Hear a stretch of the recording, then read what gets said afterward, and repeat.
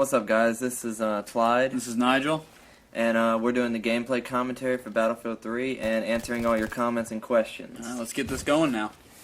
Alright, we're going to start this one off with, let's see, X-Logics. Nice video. Can you try different guns and different attachments, and the red dot and the laser, and what's their purpose for the laser? Alright, well, I'll go ahead and touch on the laser right now. See, the laser, it's kind of helpful for aiming with guns. I've mostly seen on the LMG right now. It kind of blinds you when you're the opposing side of it. It's pretty useful. I've picked a gun up before with it and used it.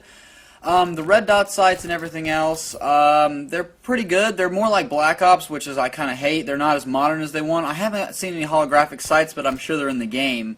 But their purposes are really just aiming and stuff like that, just straight up. I don't really know too much what else. I mean, I've seen people use them, and they're pretty useful. I mean, just in the game itself. Alright, and now G Sunny G Gamer wants to know if the graphics are truly amazing. And yeah, when I saw him, I was like, shit on a duck and call it a penguin. That was amazing.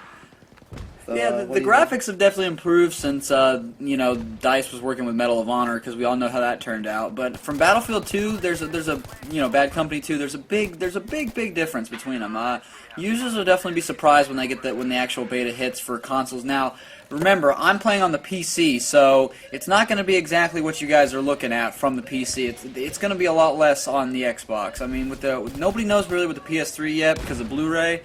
But the PC, see, I run on an Alienware Aurora AXL, which I'll put my specs and stuff in the description bar so you guys can check out what I'm running on and understand why it looks as good as it does. But I mean, as it works, it's probably one of the better games I've seen looking. I mean, the multiplayer is definitely solid. They definitely did it. They hit it right with Battlefield. See, DICE, when they use their the Frostbite engine, they put a lot of hard work into it, and they definitely made the game look as good as everybody wants it to be, and feel as definitely as realistic as possible. People eat a little bit of bullets, but you know, it's just all about, you know, connection still. I don't know if they're running on dedicated servers with Frostbite, but you know, it's just phenomenal what they've done with the game since. Alright, and alright, so they want to know how you got it. How you got into the beta. Well, that's or kind of alpha. interesting. For the alpha, I sort of signed in. See, I got Medal of Honor when that came out for Xbox, and I signed up for IGN Prime, which, if you guys know, it's like $1 a month for IGN. You get exclusive betas and stuff like that, and somehow I just got lucky enough to get signed into it. It's just kind of being at the top of the list. The more things you're involved in and the more people you know, I mean, you kind of get recommended at the top of the list and stuff like that. I mean, unless you really have a good computer, I wouldn't recommend playing it unless you have a pretty decent tower like an Asus or Acer or, you know, Alienware or some type of high Dell, or if you built your own, because it just wouldn't look as good and it wouldn't feel as smooth. That's just me being personal. I mean, because I used to run some basic Dell tower and games wouldn't even look good on it at all until I got this new one. Alright, and yeah, with this gameplay mode, there is no vehicles except for APC tanks. So, there is jets though. They are in the game. Yeah, we just haven't seen any in there. From what I've seen though in the campaign trailers and stuff though, the vehicles are pretty solid. What I've been reading from different reviews, the vehicles are really solid. I got it in APC and shot it. It's pretty cool. There's some cooldown time and stuff after you shoot a while. I mean, you guys are really going to like this. Some of the good features in the game, though, I really want to talk about are just like, you can go prone, and when you prone, your guy actually crawls and stuff like that. You can obviously duck, dodge, you know, do that kind of stuff. You can slide.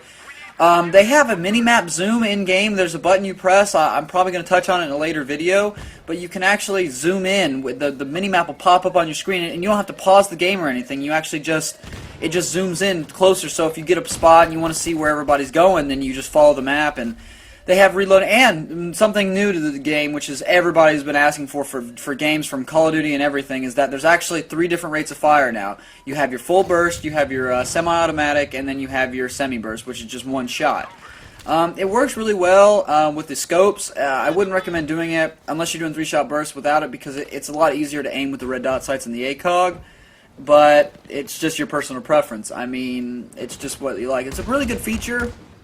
I mean, they've really touched up on something. They've actually been listening to their community for once, and I'm phenomenally happy with it. Stuff they've actually listened to the community. In past games like Bad Company 2, they really haven't listened to people, but now they've actually started listening to people, so I'm pretty happy with it.